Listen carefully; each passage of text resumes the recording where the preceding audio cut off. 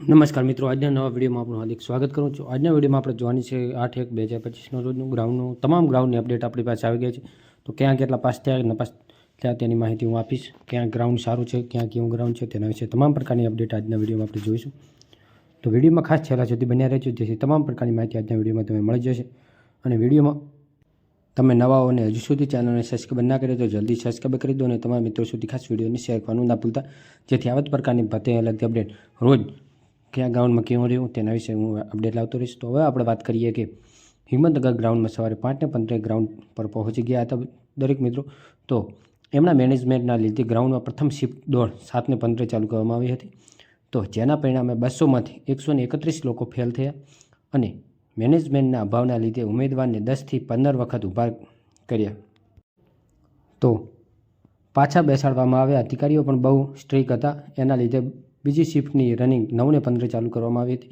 તો હિંમતનગરનું ગ્રાઉન્ડ છે, થોડુંક સાચવીને તમારે રહેવું, કારણ કે 5:15 તમને ગ્રાઉન્ડ પહોંચી ગયા હતા। તો 7:15 પહેલી શિફ્ટ ચાલુ કરી, જેમાંથી 131 પાસ નહીં પરંતુ ફેલ થયા છે, જેથી ગ્રાઉન્ડ બહુ સ્ટ્રિક્ટ લાગી રહ્યો છે। તેનો સ્ટાફ પણ બહુ સ્ટ્રિક્ટ છે તેવું આપણને જાણવા મળ્યું છે।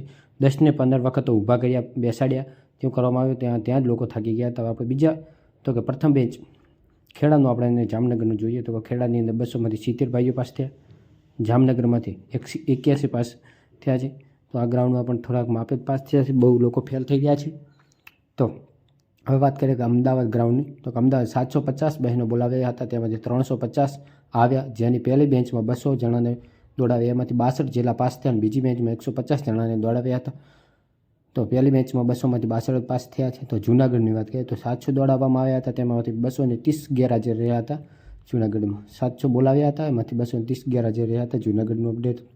હવે આપણે બીજું જોઈએ તો કે નડિયાદનું પહેલી બેન્ચમાં 200માંથી 60 પાસ, બીજી બેન્ચમાં 200માંથી 30 પાસ જ થયા છે। તો બહુ મિત્રો ફેલ થઈ ગયા છે, નપાસ થઈ ગયા છે। તો આ નડિયાદની અપડેટ છે। તમામ ગ્રાઉન્ડની અપડેટ આપણી પાસે છે। તો હવે વાત કરીએ કે આપણે મહેસાણા ગ્રાઉન્ડની અપડેટ, તો ફર્સ્ટ રાઉન્ડમાં 200 દોડાવવા આવે છે, જેમાં 94 પાસ થયા હતા। 13 રાઉન્ડ છે, ગ્રાઉન્ડ સારું છે, ઘણા મિત્રો ખુલ્લા પગે પણ દોડતા હોય છે, વહેલા જશો તો વારો આવી જશે। અને અહીં પણ વિદ્યાર્થીઓની સંખ્યા ખૂબ ઓછી હતી, તો મહેસાણાની અંદર પણ ઓછી હતી, પરંતુ ગ્રાઉન્ડ સારું છે, ખુલ્લા પગે પણ કેટલાક દોડતા હોય છે। તો ગોલ્ડન ફર્સ્ટ બેન્ચમાં 200માંથી 96 પાસ, જૂનાગઢમાં ફર્સ્ટ બેન્ચ 200માંથી 94 પાસ, સેકન્ડ બેન્ચમાં જૂનાગઢની વાત છે 70 પાસ થયા અને જામનગર 200માંથી 81 પાસ થયા છે। તો આ તે ગ્રાઉન્ડની અપડેટ।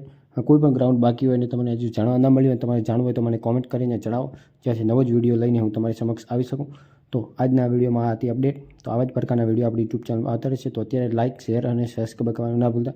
બસ તો મળીએ નવા વિડીયોમાં નવા ટોપિક સાથે। તો બસ આભાર, જય હિન્દ, જય ભારત, પણ સબસ્ક્રાઈબ કરવાનું ખાસ ના ભૂલતા। બસ આભાર, જય હિન્દ, જય ભારત।